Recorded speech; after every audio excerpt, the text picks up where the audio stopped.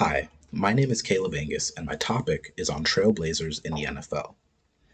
Growing up in California, I always found myself fascinated by local sports teams. I often remember watching San Francisco 49ers games with my dad on Sundays and just being filled with joy over the thrill of the sport.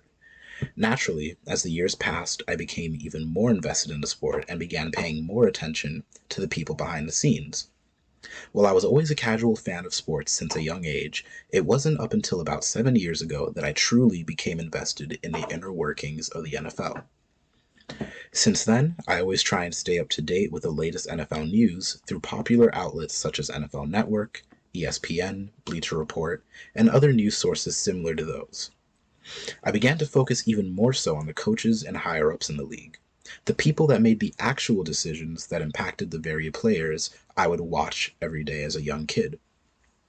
But with this newfound focus, I eventually became disappointed in what I saw. I didn't necessarily see it at first, but I started to notice a common trend between the NFL executives, coaches, and referees.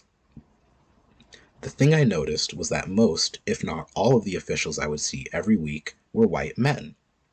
So much so that it wasn't up until a few weeks ago that Sarah Thomas made NFL history as the first female to referee in the Super Bowl during Super Bowl 55.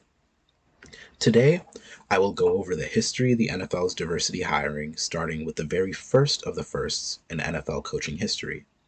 Then, I will speak about the most recent of barriers being broken in the league's coaching positions. Finally, I'll discuss the future of the league and how it is trying to improve its track record with hiring minority coaches to higher management positions.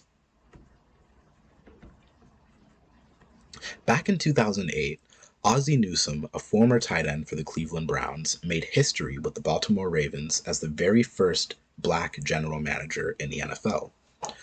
Ozzie's hiring was a significant step in the right direction for diversity in the league, as many more black and minority coaches and executives began to fill the once exclusive positions.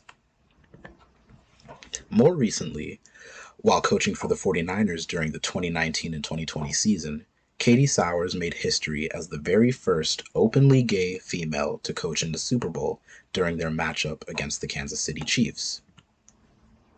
The very next year, Maral Javadafar and Lori Locust followed in Katie's footsteps while coaching for the Tampa Bay Buccaneers. They continued to break barriers as they became the first female coaches to actually win in a Super Bowl. But they weren't the only ones shattering glass ceilings that night. During that very same game, Sarah Thomas, as mentioned before, made NFL history as the very first female to referee in the Super Bowl. And yet, it still doesn't stop there. The league has also taken responsibility, and as of very recently, they have put in place new rules to promote diversity hiring in management positions. Take Robert Sala, for instance. Up until a few weeks ago, Robert Sala was the defensive coordinator for my favorite team, the San Francisco 49ers. Sala gained the respect of many players and coaches in the league, as he proved to be one of the better coaches in the league. After the 2020 season, he was approached by the New York Jets for a promotion to be their new head coach.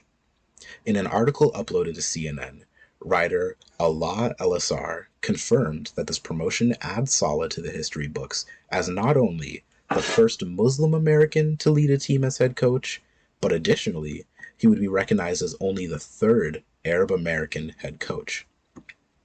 Now, while the news was especially tough to hear for many 49ers fans like myself, his departure was albeit expected, as he had outperformed his duties as our defensive coordinator and rightfully deserved a promotion. Although it was a tough loss, 49ers fans like myself were given something unexpected in return. NBC sports writer Alex Espinoza detailed a new rule in the NFL that explains this unexpected surprise. According to the new rule, an NFL team will receive a third-round pick in the following two draft classes if a minority coach that they hired is then given a promotion by another team.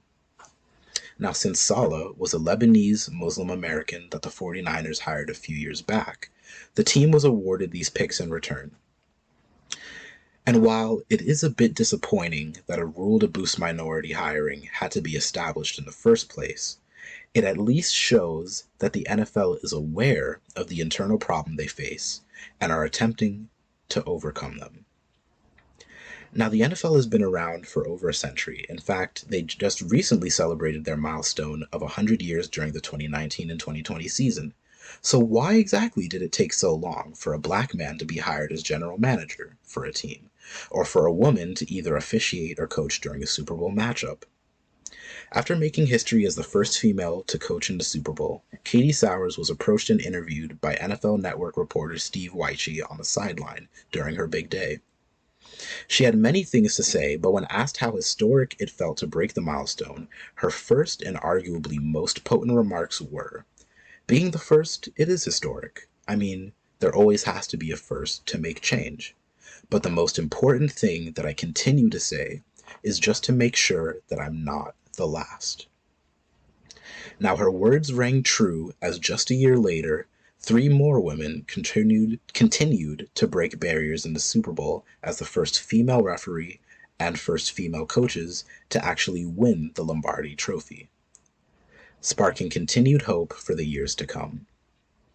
In summation, with the increased women and minority hirings in the past few years, as well as the recent rules put in place to support the movement, things are beginning to look up for the future of the NFL and for the women and people of color, the true trailblazers of the NFL that love the sport so much.